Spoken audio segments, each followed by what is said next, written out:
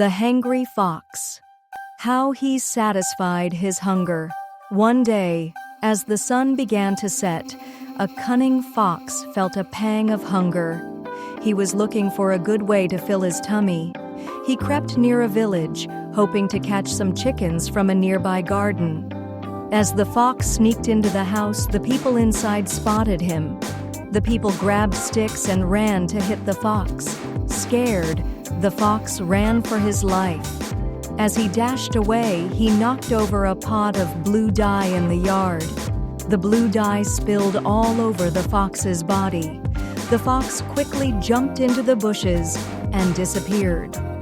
The next day, the blue shining fox walked through the forest. The other animals in the forest were surprised to see this strange creature they had never seen before. The cunning fox decided to take advantage of this moment. He cried out in a loud voice. The strange appearance of the blue shining fox and his majestic voice frightened the animals. They began to bring food to the fox. Delicious fruits, hunted meat, everything came to the fox. The fox's tummy became very full. For several days, the fox tricked the animals and filled his belly this way. With his belly full and enjoying the food the animals brought, the fox forgot his usual habit. Finally, feeling full and happy, the fox began to howl his usual hoo sound. Hearing the fox's howl, the other animals looked at each other. The animals, understanding the truth, became angry. All the animals gathered and chased after the fox. The frightened fox, his trick exposed, ran into the forest again to save his life, never to return. From that day on, the fox was hungry again and had no chance to trick other animals. Condemned by all the animals and walking hungry through the forest, the fox encountered a tortoise. The fox tried to eat the tortoise, but the tortoise pulled into its shell.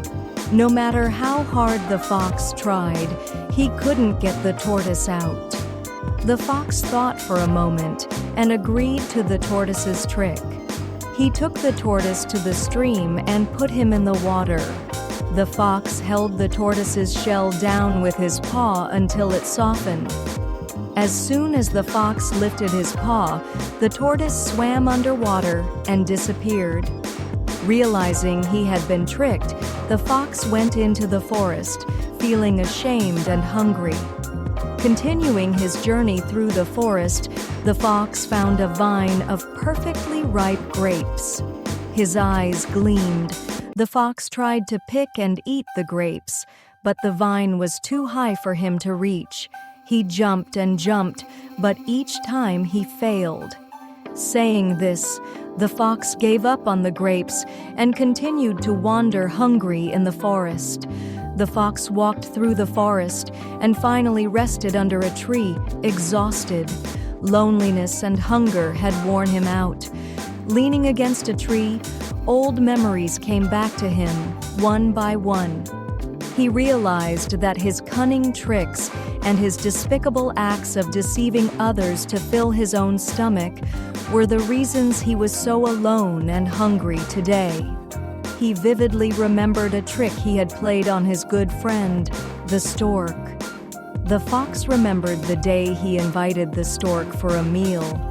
The stork went to the fox's house, feeling hungry. The fox served the rice on a flat plate to the stork. He remembered what happened to the stork. The stork, with his long beak, couldn't eat the rice from the flat plate. The fox, however, ate the rice as usual, licking it with his tongue. The stork just watched, unable to eat. The fox smiled and ate the rest of the rice. The stork had to return with an empty stomach. As an apology for what the fox had done that day, a few days later, the stork invited the fox for a meal. The fox tried to drink the soup, but his tongue or mouth couldn't reach inside the pot. No matter how hard he tried, he couldn't drink the soup. The stork, however, easily drank the soup by putting his long beak into the pot. The fox had to return with an empty stomach. Now, remembering both those events, the fox felt great pain in his heart. As the fox was thinking, a crow sitting on another tree near him cawed. The fox looked in the direction of the sound. Looking at the crow on the tree, the fox saw that the crow had a piece of cheese in its mouth. The hungry fox thought of a plan to trick the crow and get the cheese. The fox went to the tree where the crow was. The crow, once again tricked by the fox's cunning words, lifted its leg to dance, and the piece of cheese fell to the ground. The cunning fox smiled and quickly ate the piece of cheese. The fox's hunger lessened. Because of what he had felt when he was hungry, the fox felt a little sorry for the crow. "Crow, I'm sorry."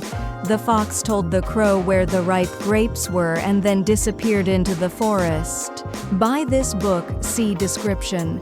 Link in description.